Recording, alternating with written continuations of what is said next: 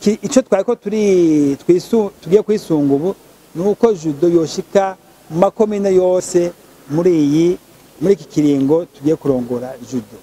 Aho ni mu rwego rwo mu Burundi.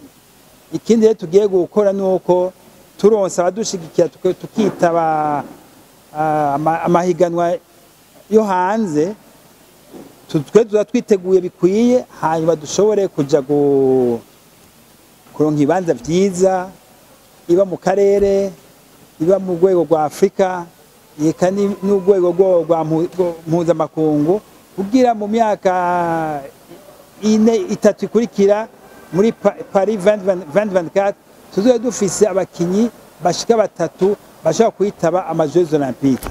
Rero ico kugira ugishikire bisaba yuko wamuri kurakora, wamuri kuraronka amanota ahari competition hose wariteguye kugira dushobore kuhashikira. Ico nico tugiye gukora cyane cyane. Ariko n'ikindi ntosiga inyuma nuko ugwaruka rukiri ruto nabwo tuza kubandanya turukoresha, kuko nje bavuga uti ndafise aba senior ntagira abakade ntagira aba junior. Aho rero tugiye gushama ingufu nyinshi cyane mu baminime, abakade n'aba junior kugira twame dufise abasimbura abariko barakora aba senior. Komite dufise ubu harimwo abapfasoni 4 n'abashinga n'abagabo 3.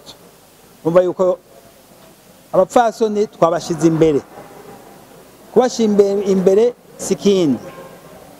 Burya turavye no mu ma resultat meza tumaze kuronka, tumaze kuyaronka mu bapfasoni.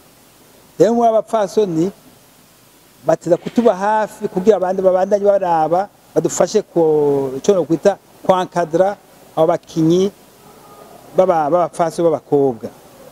Mwabonye yuko n'umuntu uze n'umu entraîneur ari umukobwa.